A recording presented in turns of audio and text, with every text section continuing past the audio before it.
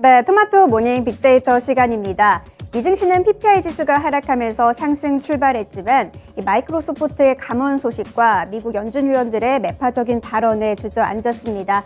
미증시가 하락한 가운데 우리 시장 어떤 흐름으로 이어갈지, 또 어떤 종목이 오르고 내릴지 전일 수급을 통해서 함께 살펴보시죠. 먼저 코스피 매수 상황부터 살펴보겠습니다. 코스피 시장에서 외국인들은 LG생활건강을 가장 많이 담았습니다. 실내 마스크 착용 의무 착용의 해제 가능성에 화장품주들이 어제 시장에서 오른 가운데 외국인들은 LG생활건강을 많이 담았네요. 그 밑으로는 외국인들이 꾸준히 담고 있는 종목이죠. 삼성전자 쪽으로도 매수세가 이어졌습니다. 하지만 어제 시장에서는 2거래 연속으로 하락하는 흐름 보여줬습니다. 그 밑으로는 금융 관련주 하나금융지주인데요. 골드만삭스의 어닝 쇼크가 나온 가운데 미증시에서 금융주들이 약세를 보이면서 우리 시장에서도 금융 관련주들 약세 보였지만 외국인들은 하나금융지주를 많이 담았습니다. 그 밑으로는 LG에너지솔루션입니다. 어제 시장에서 대형주들 위주로 약세가 나온 가운데 LG에너지솔루션 쪽으로는 보합으로 마감했습니다. 이어서 네이버까지도 외국인들이 담는 흐름 보여줬습니다.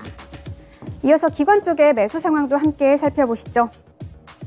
기관 쪽에서는 삼성전자와 LG이노텍, 이 설 연휴를 끝내자마자 실적 발표가 예정된 이 두 종목 쪽으로 매수세가 이어졌습니다.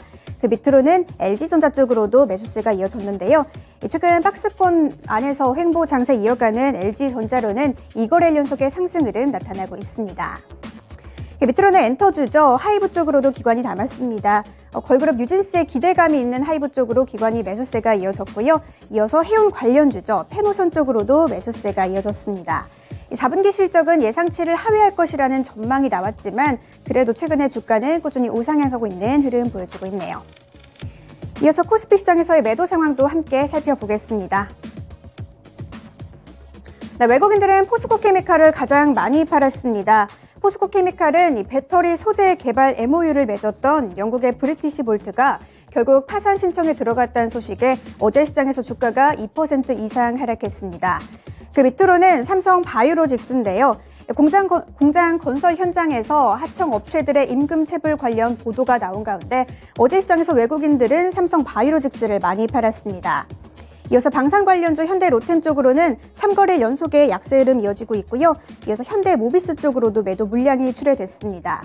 올해 글로벌 자동차 판매가 코로나 팬데믹 이전의 수요로는 돌아가기 어려울 것이라는 전망이 나온 가운데 어제 자동차 관련주들 약세 보였는데요. 자동차 부품주 현대 모비스 쪽으로도 매도 물량이 출회됐습니다.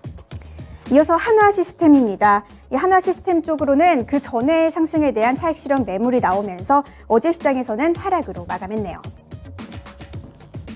이어서 기관 쪽의 매도 상황도 살펴보겠습니다. 기관 쪽에서는 삼성전자와 LG생활건강, 외국인들이 가장 많이 담았던 이 두 종목을 가장 많이 팔았고요. 이어서 현대차 쪽으로도 매도 물량이 출회됐습니다. 이어서 카카오페이 쪽으로도 기관이 파는 흐름이었고요. 현대모비스는 외국인과 기관의 동반 매도 흐름이 이어졌네요. 이어서 코스피 시장에서의 특징주 살펴보겠습니다. 네, 코스피 시장 특징주는 포스코케미칼입니다. 포스코케미칼이 생산하는 양극재와 음극재가 탈중국 공급망 시장의 수혜로 이어질 것이라는 전망이 있어 왔지만 어제 시장에서는 포스코케미칼과 배터리 소재 개발 MOU를 맺었던 기업이죠. 영국의 브리티시 볼트가 결국 파산 신청을 했다는 소식이 배터리 시장의 투심을 약화시켰습니다. 주가는 3거래일 만에 하락으로 전환했습니다. 이어서 코스닥 시장에서의 수급도 살펴보겠습니다. 네, 외국인들은 2차 전지 양극재 LNF를 많이 담았고요. 밑으로는 엔터주 두 종목을 담았습니다. JYP 엔터테인먼트 그리고 YG 엔터테인먼트 쪽으로 실적에 대한 기대감으로 이 엔터주 두 종목 쪽으로 매수 흐름이 이어졌고요. 밑으로는 파마 리서치 쪽으로도 외국인들이 담았습니다. 이 리쥬란 수출 국가 확대를 통한 성장과 화장품 쪽에서의 매출 성장 기대감이 이어지면서 외국인들은 파마 리서치를 많이 담았습니다. 이어서 리오프닝 관련주 파라다이스는 어제 시장에서는 보합으로 마감했습니다. 이어서 기관 쪽에서의 매수 상황도 살펴보시죠. 네, 기관 쪽에서는 CJ E&M을 가장 많이 담았습니다. 대표이사 교체에 따른 실적 기대감에 CJ E&M이 어제 시장에서 강세를 보였는데요. 기관 쪽에서도 매수세가 이어졌습니다. 이어서 LNF도 기관이 담았고요. 밑으로 골프존 쪽으로도 기관의 매수세가 이어졌습니다. 2조 원가량의 몸값으로 상장을 추진해온 골프존 카운티의 IPO가 사실상 불발된 가운데 주가는 4거래일 연속의 상승 흐름 이어가고 있습니다. 네, 그 밑으로는 이렌텍입니다. 어제 시장에서 미국 로블록스 관련 훈풍에 메타버스 관련주들이 강했던 가운데 이렌텍 쪽으로도 어제 시장에서 주가는 9%대 상승으로 마감했네요. 그 밑으로는 케어젠인데요. 최근 프로지스테롤 관련 기대감에 시장에서 상승했던 이 케어젠 쪽으로는 최근 주가가 다시 한번 숨고르게 들어가는 추세였지만 어제 시장부터 다시 최근에 상승 흐름 이어가고 있는 모습입니다. 이어서 코스닥 시장에서의 매도 상황도 함께 체크해 보시죠. 네, 외국인과 기관 모두 다 레인보우 로보틱스를 많이 팔았습니다. 새해 들어서 무섭게 상승한 종목이죠. 어제 시장에서 로봇 관련주들이 강했던 반면에 레인보우 로보틱스는 약간의 혼조세를 보였는데요. 외국인과 기관 모두 다 레인보우 로보틱스를 많이 팔았습니다. 그 밑으로는 카카오게임즈 그리고 이메이드, 이 게임 관련주 두 종목도 이름을 올렸는데요. 어제 시장에서 게임 관련주들이 조정을 받은 가운데 이 두 종목 쪽으로는 외국인들의 매도세가 나왔네요.